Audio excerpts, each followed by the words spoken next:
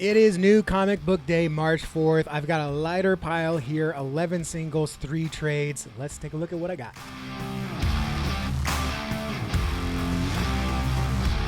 Howdy, howdy, I'm American Texan, and I love comic books, specifically the stories, the art inside, the joy that the medium can bring through sequential art in storytelling. We'll let other channels deal with the drama and all the stupid things that creators say and do. We're here to focus on, again, the stories and the things that bring us joy.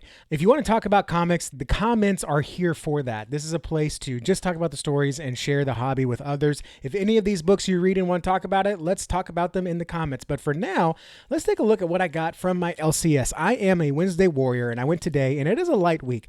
I bought, over 30 issues last week because the last Wednesday of the month is like super heavy for me. But this thankfully was a little bit light and lighter on my wallet. I did get a few extra goodies outside of my pull box. But first, let's start with the big two. Starting with Marvel, just one, but one that I'm enjoying, Daredevil and Punisher. This is by Jimmy Palmiotti, and I am enjoying the dynamic here. It's another exploration of the different moralities that these two have, but it's done really well. I can see some people getting tired of that and that as a theme whenever Daredevil and Punisher meet, but the way Palmiotti is doing it here, I'm enjoying it, and it functions a little bit as a flashback, so it still happens in earlier Marvel continuity. That's it for Marvel. I don't have anything else on my pull list, so on to DC. I've got 2 DC books, but one of them is a reprint, because I slept, y'all. I slept on DC All In first print, and then I slept on the second print. Well, surprise, surprise, they had a third print. I did not realize they were doing this, so I'm very glad. And look at this. It's got like a horizontal cover here. I've never seen that before. I don't know if it's a flip book. The first one, I was also intrigued because it was a flip book, and this one looks like it's going to be a flip book. No, it's got a thing on the back. Interesting. Okay, so it doesn't... I'm trying to get this out of here without touching the tape. There we go. I might have ripped the bag, but the book is safe. So yeah, so this has it on the back. So the original was a flip book, and then you can flip it over. And yeah, so it does flip if you care to see here. So it is thick, it is nice, and I'm very glad that they did a second printing because I haven't gotten to read it. So we'll see what that is, because I slept.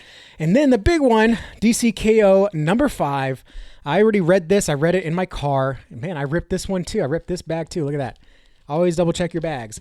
I read this one in the car. You can see it on my YouTube shorts. I enjoyed it. I can definitely see that it's not going to be everyone's cup of tea, because this functions more like a chapter 1 ending or a chapter 2 ending maybe. It doesn't really wrap up the story. And it does it a little bit fast, but I'm a sucker for cosmic battles. I really enjoyed Superman versus Captain Atom, their fight issue a couple months ago. And this is just that turned up to the max. But overall, I enjoyed it. I think it's a fun ride. And I'm really glad that DC is taking their time telling a story over the course of a year, or actually a course of 3 years, because Absolute Power was last year. Then you got DCKO here. And then you've got something else coming up that they spoil at the end of this book, or that they hint at the end of this book. I'm enjoying that. It's not like Marvel where you're just constantly ADD hit with new event after new event. And it's just a smorgasbord of stuff. Is that the right word?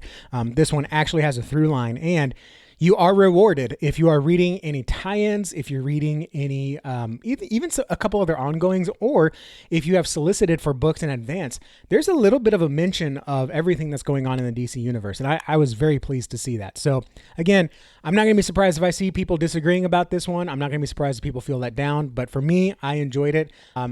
It's actually grown on me since I read it. When I first read it, I was like, oh yeah, that's a choice for an ending. But now I'm like, yeah, I like the way that wrapped up. And I'm sure tomorrow I'll be like, I am so excited for more. On to indies. These are indies that I get from my comic book shop shelf. I technically only got 5, even though I'm holding 9 books, I think, or 8 books, because I bought 4 issues of Winnie Pooh Adventures. And I was a big Winnie the Pooh kid. I really enjoyed it. I remember I actually wore out a VHS tape I had of Winnie the Pooh, and I got all the books from my book fair and everything. I mean, I was a happy 17-year-old. No, I'm just kidding. No, I was elementary kid or whatever, probably even younger. But I heard my LCS owner said it was a good story. It was a throwback to those times, and I was like, I want to get it for my kid. And she said that they're doing special trading cards or collector cards, and so every issue comes with a collector card, and they're actually like really nice. They're not like a lot of modern cards. I mean, they are cartooned on there, And I thought that was really nice. And it is kind of a classic Pooh, not your Disney Pooh here. And there's a Winnie the Pooh, there's a Christopher Robin, there's a Piglet, and then there is a Woozle, which this one is actually upside down. There's a Woozle Wazzle there. And we found out actually on the show, thankfully after I claimed all of these issues, because there's 4 different cards, so I got 4 different issues, that actually they're in different rarities. So I'm actually glad that I got each rarity. So I'll try to build a set as long as they don't go crazy in the future. It'd be a lot of fun to have a set. And then I've got so many kids in my family that I would love for them to have a copy of the book. So I'll just give the book away to some friends and family. So, or at least their kids. All right, continuing on, I got 4 more indies here. I cannot speak so much highly about this issue from Colin Bunn. This is The Autumn Kingdom. Go check out Volume 1 if you did not read it. This is Volume 2.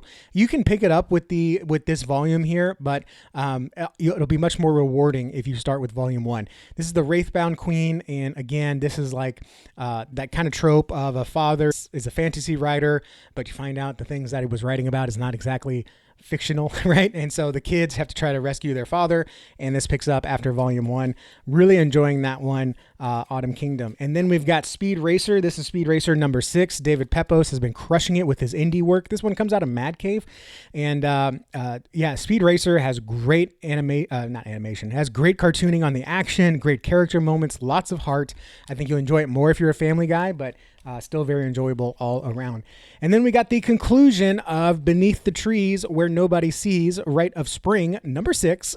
We got the Tony Fleece movie variant here. Yeah, I heard this one kind of ends wild, so I'm going to go in with bated breath. And apparently it ends, I heard it ends like leading into a Volume 3. So I'm excited for that, and hopefully this book does well. I think it will do well because it seems to, I see a lot of people talking about it. And then finally, I got Marvel Team Up number 14.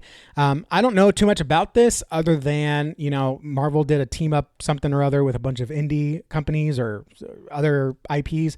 And so this one was pretty popular. So I went ahead and got it. Even though I'm not reading Invincible, I'm reading Capes, and Invincible's on my to-read list, but you know how those lists are, but I'll check this one out and see if I like it. On to trades. I got 3 trades here, so a light week with trades. Usually I come home with a giant compendium or a few trades. We got Feral Volume 4. I am trade waiting Feral. I should really just add it to my pull list and be done with it, but I started buying the trades on Stray Dogs, and then Feral was in the middle, so I started buying the trades. And so I'm just trade waiting Feral, and that's totally not like me. I feel like I don't know. Let me know in the comments. Should I go ahead and just start getting the singles? I don't mind that. I don't mind switching from trades to singles. And then I've also got Lobo back to back. I hear good things about this one, and so I went ahead and got it. It looks like this is a special printing they did because it's got the Supergirl logo on the bottom left. It doesn't bother me, but I kind of wish I had the original, but that's fine. So Lobo back to back, I heard good things. And then if you watched my indie video that came out a couple days ago, I did a review of the new Zen Intergalactic Bounty Hunter issues from First Comics, and I really enjoyed it. The character really intrigued me, so I went to my comic shop shelves, looked all the way at the very end of the sci-fi section, and I found one book of Zen Intergalactic Ninja. This one is the trade The Zenith Orb. So that's, hey, I'm going to look forward to reading this one. And I like it too because it actually comes on newspaper print. So when I opened up, I was pleasantly surprised because it's not as, I guess it is a little bit of a gloss, actually.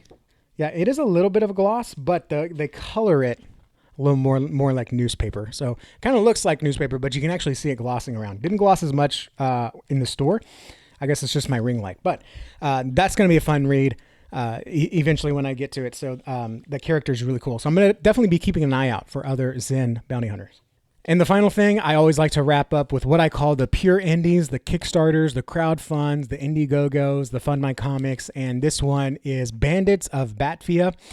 This is an Indonesian writer, I believe, Brian Valenza, and it takes place in 1800s Indonesia, and this kid's village is ransacked, and he has to try to take revenge, and because of that, he becomes, I guess he becomes a bandit of Batvia. So listen to an interview with the creator.